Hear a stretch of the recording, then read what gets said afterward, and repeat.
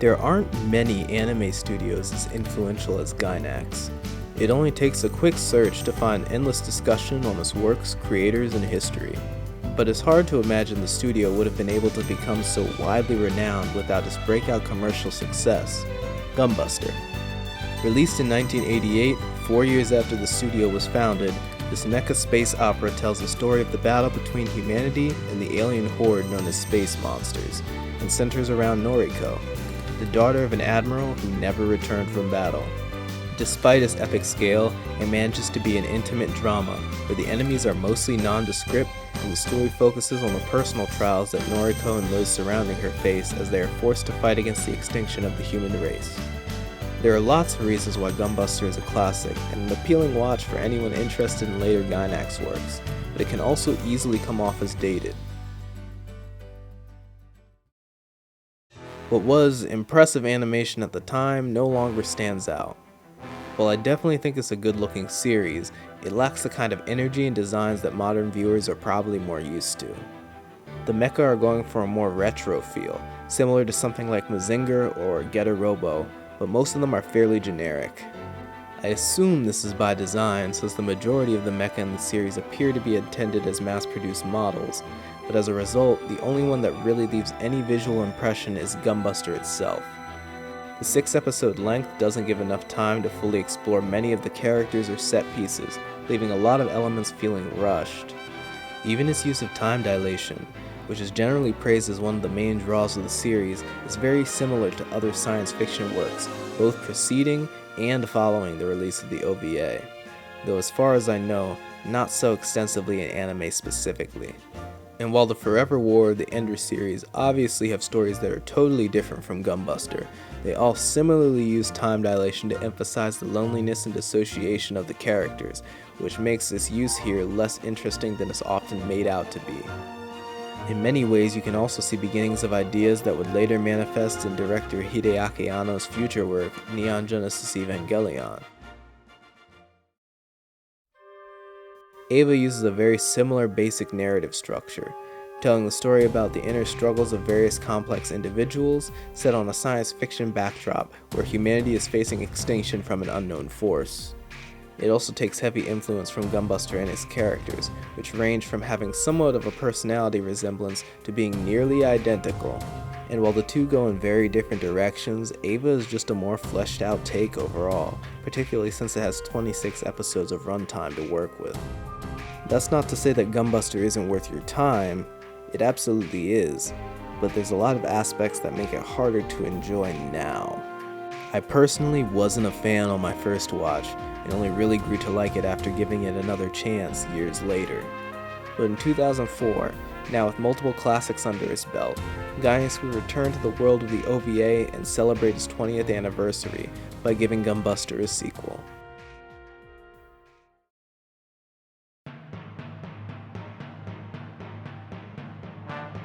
Set many years after its predecessor, Diebuster again focuses on the conflict between humanity and the space monsters, but it instead follows Nono, a girl that dreams of becoming a space pilot, and Lauk, an elite pilot who controls the ancient buster machine D-Snoof. The series goes out of its way to distinguish itself from Gunbuster, but still manages to be a great sequel that pays respect to the original. But while I've heard Gunbuster discussed as a must-watch classic, I haven't seen Diebuster get the same treatment, even though personally, I think it's actually better than its predecessor. Even before watching an episode, it's clear that Diebuster has a very different visual identity than the original. Rather than playing to nostalgia and using a look reminiscent of Gunbuster, Gainax would make the series distinct thanks to a strong visual identity. And it looks good. Really good.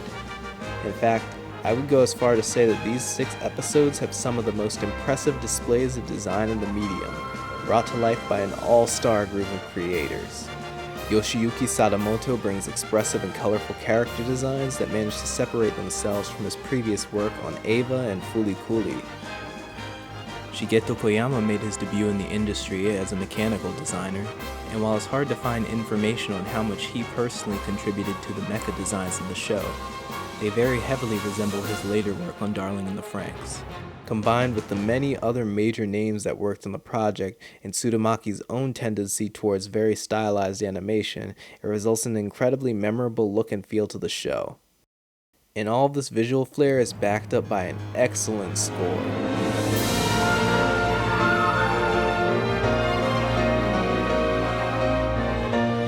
The music here is so good. It makes every scene that much more effective. Kohei Tanaka reprises his role as composer on Gunbuster, providing a beautiful orchestral soundtrack filled with sweeping horns and soaring string melodies. While I would expect nothing less from the composer of Sonochi no Sadame, the score really does add extra weight to the emotional moments in the series, while also making numerous callbacks to the original.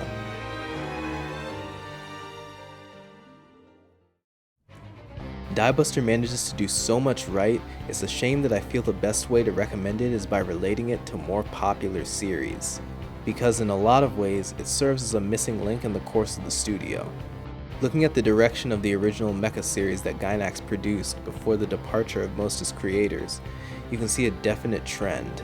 Gunbuster, Neon Genesis Evangelion, Diebuster, and Gurren Lagann show a progression towards a less grounded style, with more emphasis on spectacular stories alongside animation that uses exciting and dynamic movements with a much more exaggerated, cartoony feel. Diebuster in particular is a large departure, both in the tone of its story and the style of its animation when compared to Evangelion. When first presented with the opportunity to direct Gunbuster 2, Tsurumaki was given only the constraints that it was a sequel to Gunbuster and that Sadamoto would do the character designs. Even Hideaki Anno gave only limited input to the creation of the sequel. This freedom comes through in the final product. Of all of Gainax's works, it most heavily resembles Fooly Cooly. And while the two feel very different in motion and in some elements of their design, there's a trace of shared visual identity between Diebuster and Neon Genesis Evangelion, mostly due to Sadamoto's character designs and various visual trademarks that persist through a lot of Gainax's work. Similarly to this relationship between Eva and Diebuster, Diebuster serves as an influence on Gurren Lagann. With a very different look to the characters and world, the two share little in design. Instead, you can see a lot of influence in the intensity of the movements and the framing of scenes. The two share high energy, snappy animations, and dynamic camera angles that make the action intense and exciting. As a fan of Gainax, seeing this progression between shows is incredibly interesting and gives Diebuster an extra textual appeal that goes beyond just the contents of the work itself. But none of this would matter if the story wasn't enjoyable. And I think this is where the series gets somewhat harder to recommend. Not because I don't think the story is good, but rather because it's definitely not going to appeal to everyone.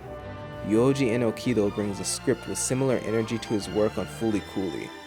And if you haven't seen Fooly Cooly, which you should, just know this means it's fairly nuanced, somewhat cryptic, and just ridiculously over the top.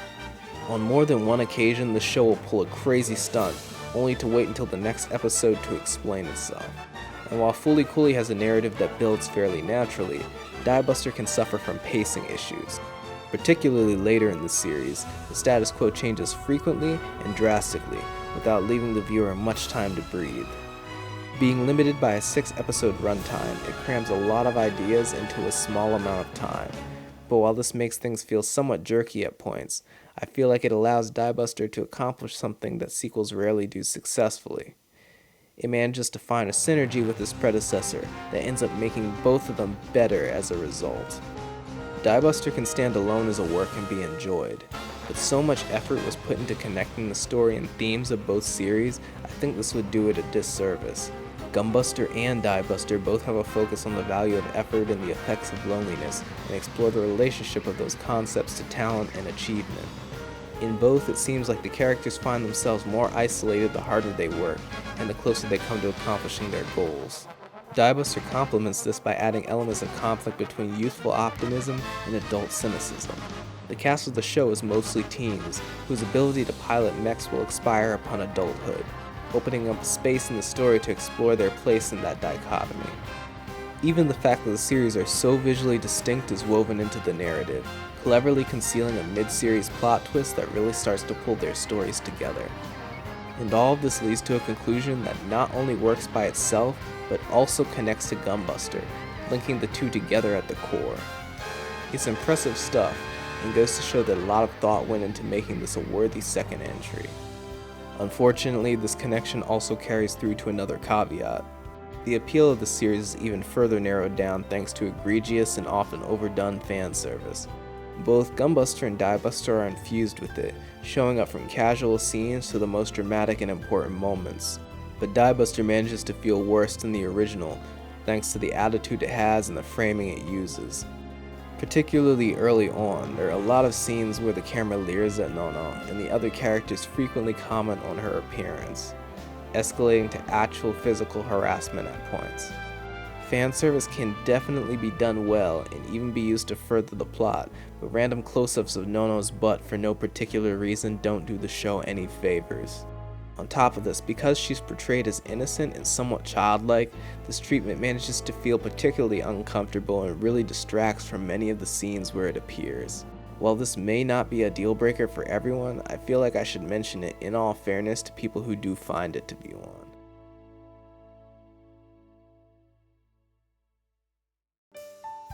It may sound like I've contradicted myself by saying that I think more people should watch Diebuster, but also pointing out that in a lot of ways, it just might not appeal to everyone.